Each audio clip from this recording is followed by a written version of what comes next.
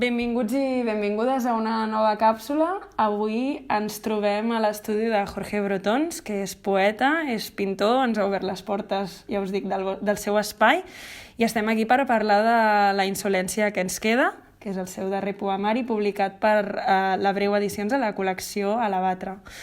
Gràcies per rebre'ns. Com estàs? Bé, encantadíssim. Poder mostrar, no?, una mica l'obra, i a més l'obra en construcció, perquè una mica la idea que va començar aquest estiu, de recuperar l'obra que ja tenia, que era l'obra poètica, no?, la insolència que ens queda, revifar-la, replantejar-la, polir-la, posar-la una altra vegada, no?, al cossi, posar-la una altra vegada al forn, però tramada amb el que ja han anat fet, no?, i han anat evolucionant amb l'obra més pictòrica, i afegint-li, no?, com a novetat, el tema de la fotografia, que es tenia, diguem-ne, no?, per canals diferents, i em va semblar, no?, que una clavilla la podíem... ho podia tancar, perquè sí que hi ha vasos comunicants entre una i l'altra, no?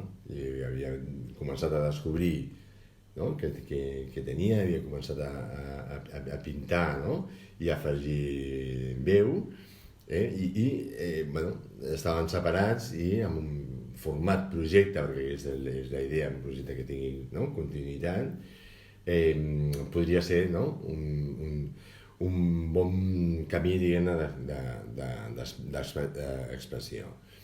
Llavors, vas tenir la sort, no?, de que la Breu, diguem-ne, es fixés i donés l'oportunitat de donar-li veu amb el projecte. Per tant, és la paraula, no?, és la veu, és la que té més força, sí, i a partir d'aquí encetar i continuar tot un treball més pictòric. I és una mica, no?, és el que podeu veure aquí, que està en construcció. Per una de les idees que sempre tinc com a referent d'univers és que ha plantejat el projecte com a frontera. Frontera és una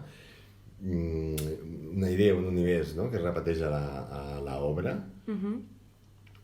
També com a inici, instant, terreny de conquesta, no?, i per tant terreny de creativitat.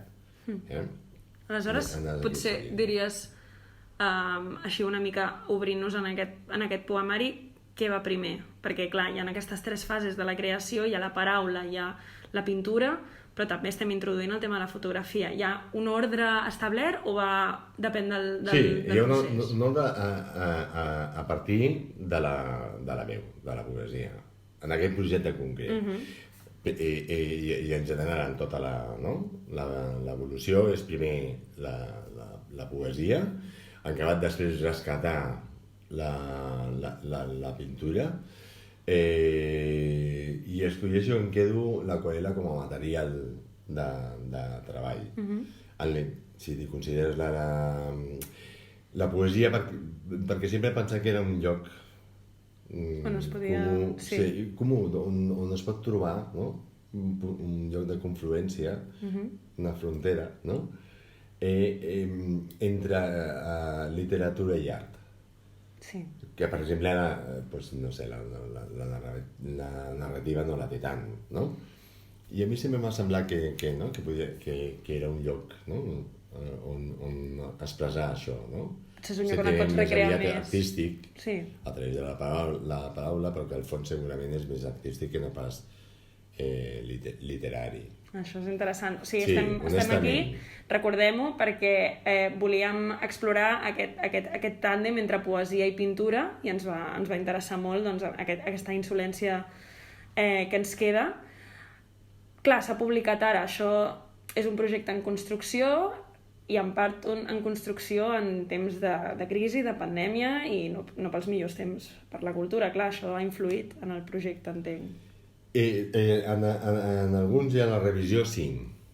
Sí, perquè aquí hi ha material, no?, que és més d'antic, d'un projecte més, no?, que ve de lluny, la pròpia títol, la insolència que es queda, no? Ve d'un blog que vaig fer en un moment determinat, i anar rescatant, i clar, des de la pandèmia, diguem-ne, no?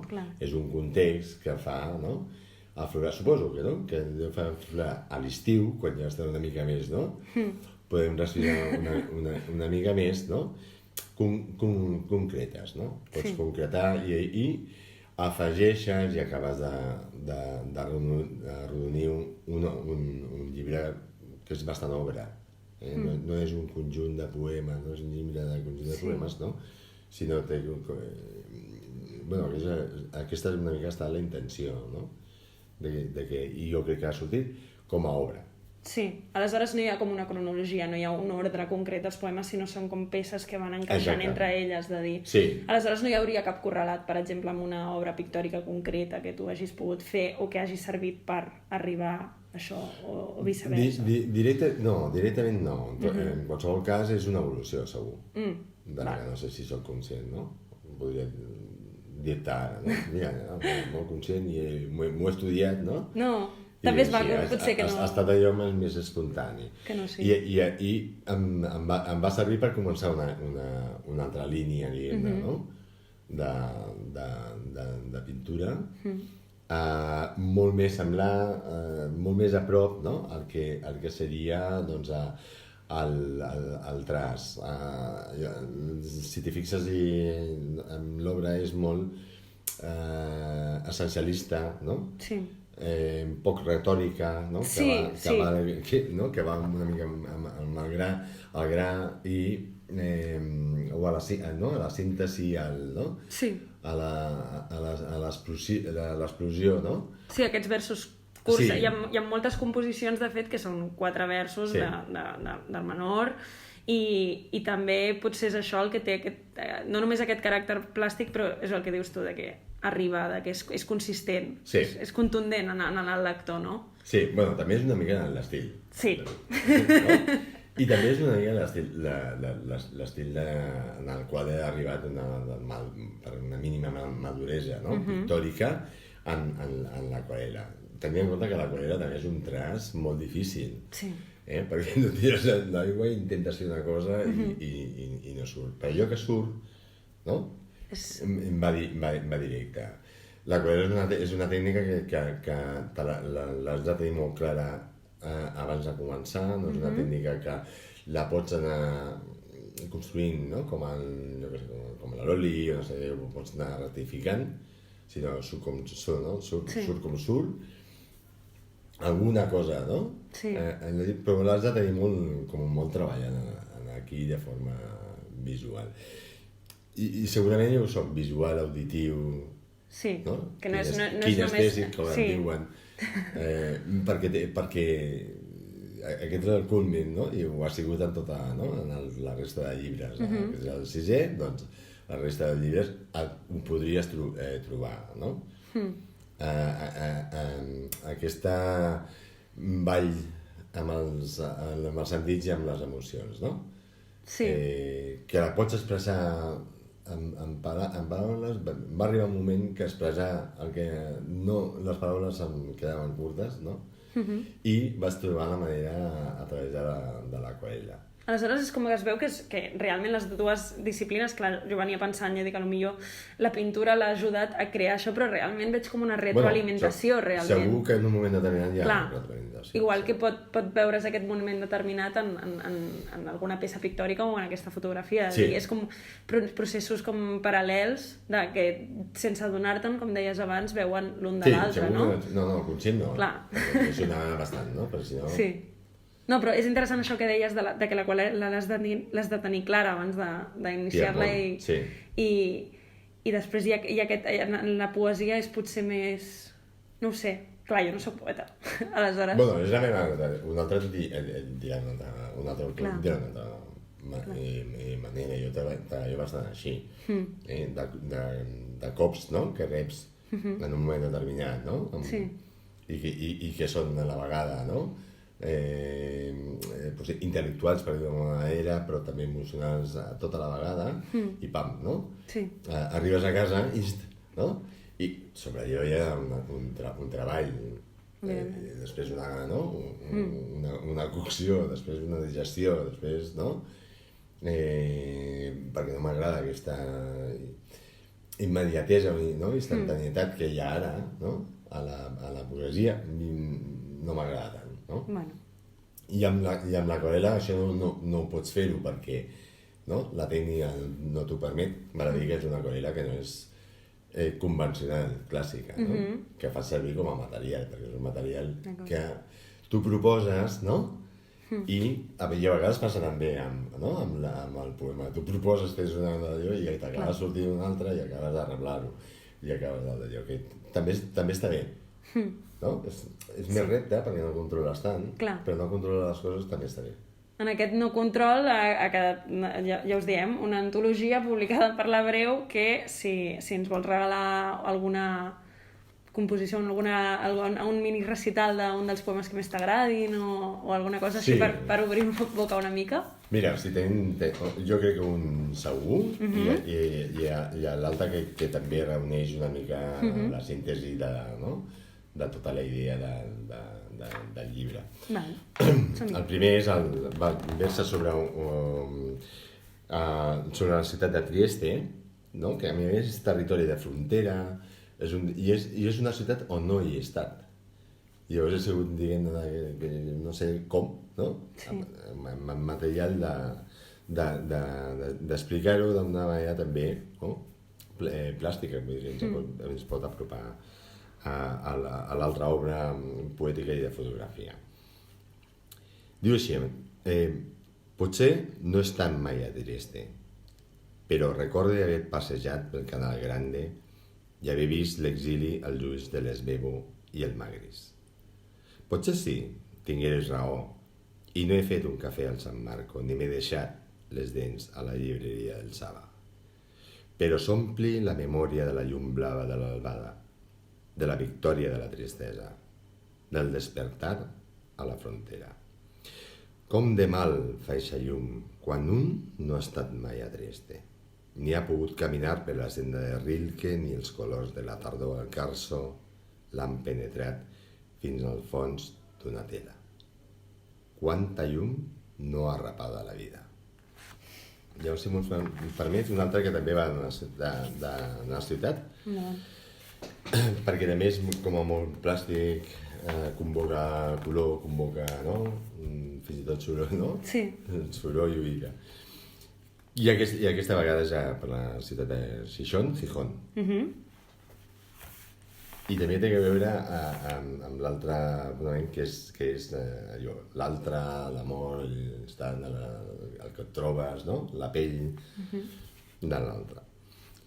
Voldríem d'este matí una arqueologia dels nostres dies.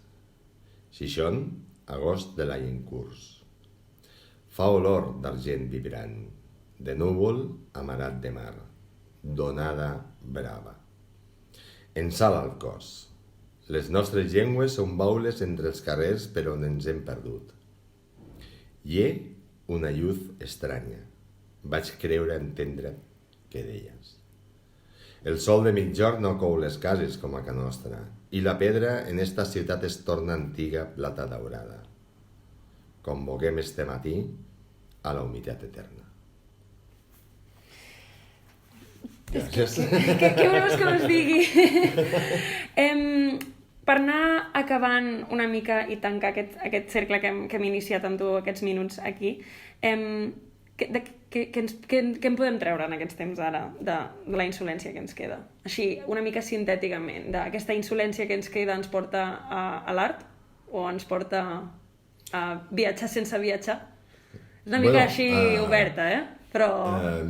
Trieste, primer és un poema que ens porta a viatjar per anar a viatjar, i un dia em van convidar a fer això, una aportació de cultura en tipus de pandèmia, de pandèmia, i vaig llegir això. És una manera de viatjar sense que físicament hi viatges, que de fet hi has viatjat així a través de coneixement i de la lectura, que és l'ofici que els poetes hem de tenir, l'ofici de llegir, i l'ofici de pintar, i l'ofici d'anar a museus i veure, i amarar-te, no?, de tota l'experiència. I per la resta que m'agradaria... Home, jo crec que és un poemari que t'apropa, és una experiència joia, molt traspassada, no? Molt concreta, a través d'acceptar la pell d'un, la pell de l'altre, amb una edat de maduresa o no, i el que significa de jubilació, de colp, de cop, d'instant, d'inici, i que la insolència és no sé, això, el títol, no? Una provocació de que, a pesar de tot, de pandèmies, del món social com a tenir i econòmic, podem ser capaços de posar-hi una mica d'insolència i esperança, perquè el color tampoc és el verd d'esperança, que està escollit, diguem-ne, no? Ens quedem amb això. Sí, perquè segons qui i quines postures ideològiques no ens ho hipotequin. No, però bueno, això és un altre tema, però ens quedem amb aquesta... Ens quedem amb aquesta voluntat de crear en aquests temps i moltes gràcies, Jorge, per aquesta conversa. Ha sigut un plaer escoltar-te a tu i ens veiem a la propera càpsula. Gràcies.